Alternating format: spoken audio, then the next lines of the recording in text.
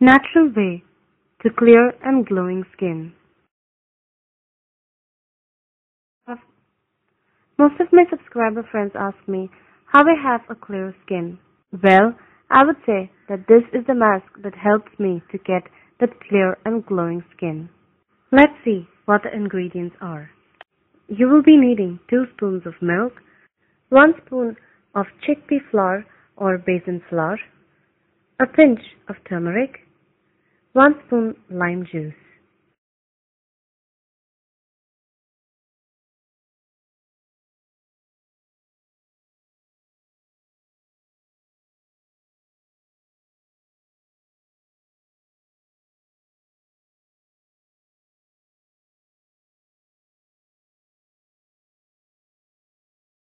Mix all the ingredients. You should get a consistency like this. Now apply the paste to your face and keep it for about 15 to 20 minutes.